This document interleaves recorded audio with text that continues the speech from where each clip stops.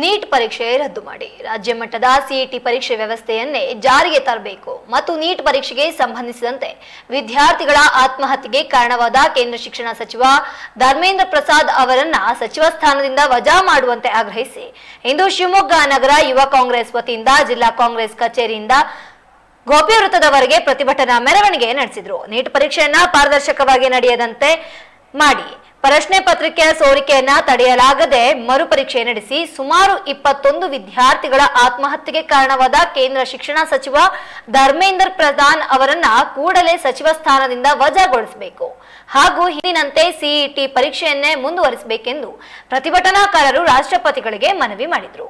ಪ್ರತಿ ವರ್ಷ ಲಕ್ಷಾಂತರ ವಿದ್ಯಾರ್ಥಿಗಳು ತಮ್ಮ ಉತ್ತಮ ಭವಿಷ್ಯದ ಕನಸು ಹೊತ್ತುಕೊಂಡು ನೀಟ್ ಪರೀಕ್ಷೆಯನ್ನ ಬರೀತಾರೆ. ಆದ್ರೆ ಈ ಬಾರಿ ನೀಟ್ ಪರೀಕ್ಷೆ ಪತ್ರಿಕೆ ಸೋರಿಕೆಯನ್ನ ತಡೆಯುವಲ್ಲಿ ಕೇಂದ್ರ ಸರ್ಕಾರ ವಿಫಲವಾಗಿದೆ ಎಂದು ಆರೋಪಿಸಿದರು.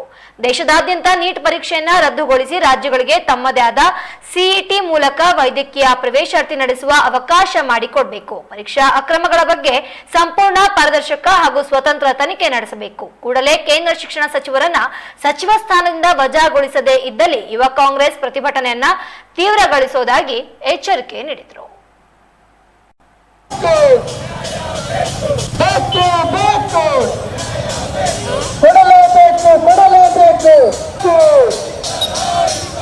ನೀಟ್ ಪರೀಕ್ಷೆಯನ್ನು ಸರಿಯಾಗಿ ನಡೆಸಲು ವಿಫಲವಾಗಿದೆ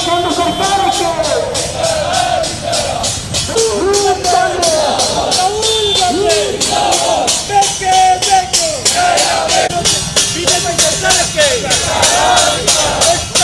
ಬಿಜೆಪಿ ಸರ್ಕಾರಕ್ಕೆ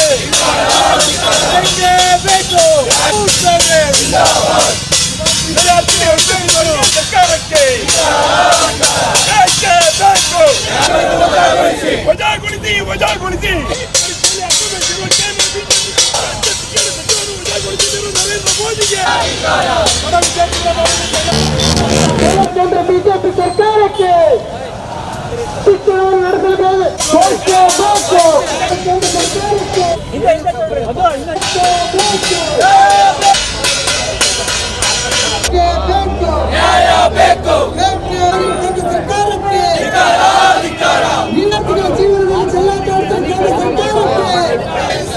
ಸಿಇಟಿ ಮಾದರಿ ನೀಟ್ ಪರೀಕ್ಷೆಯನ್ನು ನೀಡಲೇಬೇಕು ನೀಡಲೇಬೇಕು ಸರ್ಕಾರಕ್ಕೆ ಪರೀಕ್ಷೆಗಳನ್ನು ನಡೆಸಲು ವಿಫಲರಾಯಿತು. ನೀಡಲೇಬೇಕು ನೀಡಲೇಬೇಕು ನೀಡಲೇಬೇಕು ನೀಡಲೇಬೇಕು ನೀಡಲೇಬೇಕು ನೀಡಲೇಬೇಕು ವಿದ್ಯಾರ್ಥಿಗಳ ಜೀವನದಲ್ಲಿ ಚೆಲ್ಲಾಟಾಡ್ತಾರೆ ಕೇಂದ್ರ ಸರ್ಕಾರಕ್ಕೆ ವಿದ್ಯಾರ್ಥಿಗಳ ಜೀವನದಲ್ಲಿ ಚೆಲ್ಲಾಟಾಡ್ತಾರೆ ಕೇಂದ್ರ ಸರ್ಕಾರಕ್ಕೆ ನೀಡಲೇಬೇಕು